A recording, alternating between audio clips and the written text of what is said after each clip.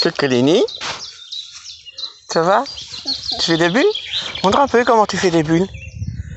Ouais, c'est chouette ça, hein?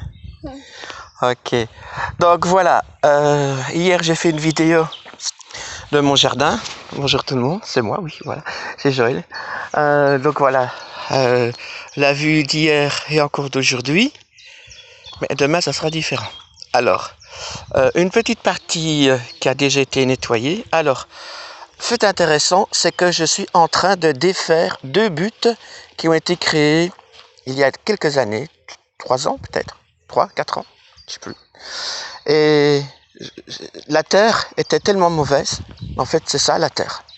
C'est de l'argile, du gravier, c'est très dur, c'est très mauvais, très très mauvais.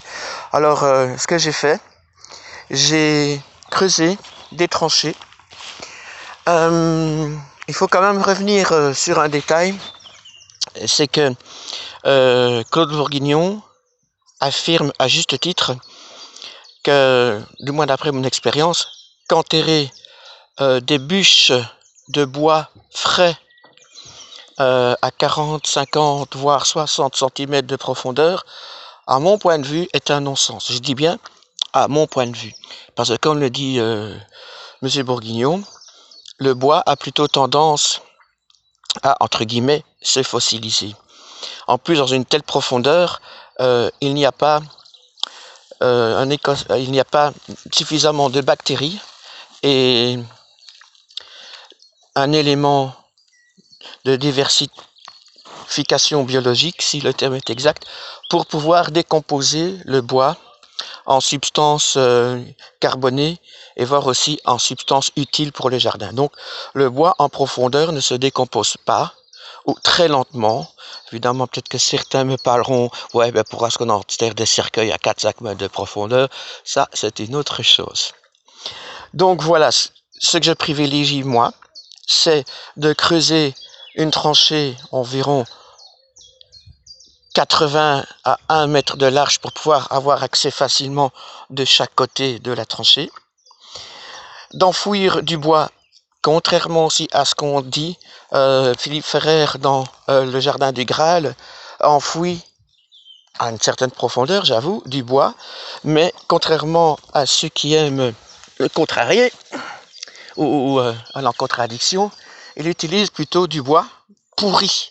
Ce n'est pas du bois frais, ce ne sont pas des rondins de bois frais. D'ailleurs, il le dit lui-même, quand il va dans le bois et qu'il va chercher des rondins, il dit bien, ça c'est de l'or.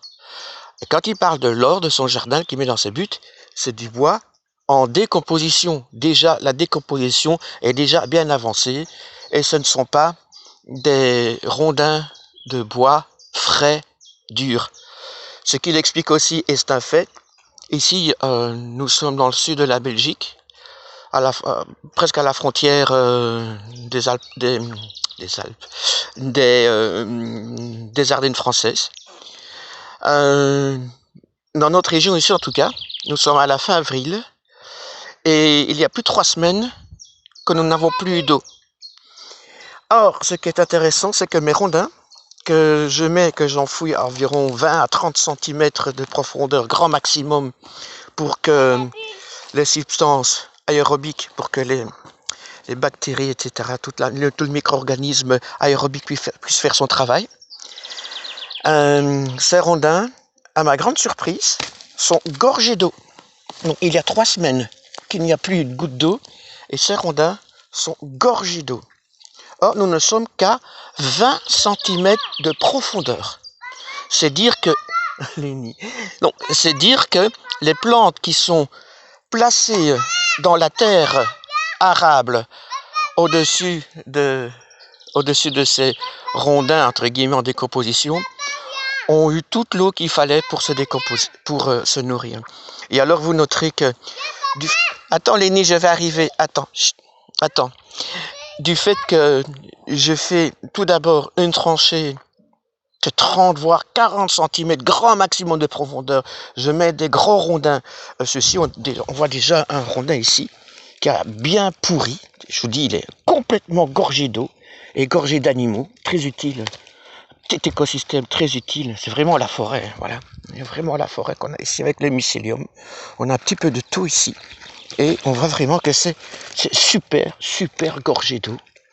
Alors, pour éviter une fin d'azote quand on fait ses buts, ma règle en tout cas, c'est pas trop les enfouir. Utiliser du bois qui est déjà pourri ou en grande phase de décomposition, du gros, du moyen, des branchages, et si c'est possible, du branchage avec des feuilles.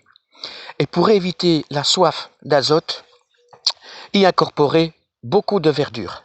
Des tonnes de pelouse, ça peut être aussi des déchets, comme ces adventices que j'ai arrachées hier, qu'on peut franchement mettre dedans, surtout ne pas les jeter, ce serait malheureux parce que toutes ces plantes ont puisé de la nourriture dans le sol, et si vous les jetez, toute cette nourriture qu'elles ont puisée, vous allez la détruire. Donc toute la nourriture que ces plantes ont prise, vous allez... Oui, Lénie. Ah, Lénie, tu as fait un pipi dans ton pot là, c'est très bien, Loulou. Oui. C'est très bien, félicitations. C'est comme ça qu'il apprend. Ça aussi, c'est la nature. Donc, il faut absolument restituer toutes ces herbes, cette nourriture en verdure. Il faut savoir que toute cette végétation, cette masse a pris de la nourriture dans le sol. Et on ne va pas l'acheter. Donc, on va la détruire, la sécher et la remettre dans nos buts. Donc, on va avoir de la verdure, on va avoir un apport d'azote naturel qui va équilibrer la soif d'azote, parce que c'est clair que dans les matières carbonées, il n'y a pas d'azote. Et en plus, les matières carbonées, en se décomposant, ont besoin d'azote. Donc, elles vont puiser le peu d'azote qu'elles trouvent si on ne met pas à raison un tiers de verdure pour 2 tiers de matière sèche. Donc, si on ne fait pas ça, il va y avoir une fin de verdure et nous aurons un problème pour la culture des plantes. Les plantes vont commencer à végéter et puis ça ne donnera rien. Donc il faut bien veiller à cela. Et puis on termine par du broyat. Donc le broyat, on va plutôt utiliser du BRF plutôt que le broyat. Le broyat, on va plutôt le mettre à l'intérieur de la butte et on terminera par du BRF. Donc bois raméable fragmenté. Et ça va aussi nous donner une bonne substance mélangée à la verdure. Nous aurons un bon équilibre avec le carbone et avec l'azote. Et puis on recouvre. Ben moi je vais recouvrir de ceci. Donc j'ai une excellente terre obtenue pendant ces quelques années de décomposition. Voilà ce que ça donne. C'est excellent.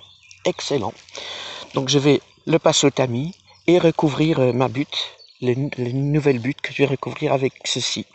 On peut même l'utiliser comme terreau, c'est super génial. Et voilà, je terminerai cette vidéo par ces petits conseils et je vous montrerai la suite dans d'autres vidéos. À très vite les amis, bye.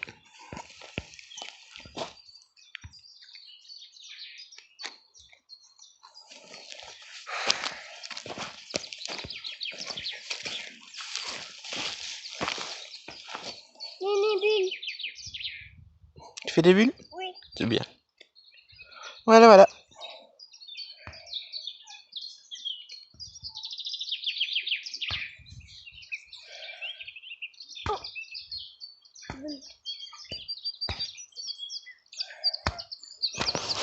J'essaie d'éteindre ma vidéo. Je suis plus fort en jardinage qu'en technologie.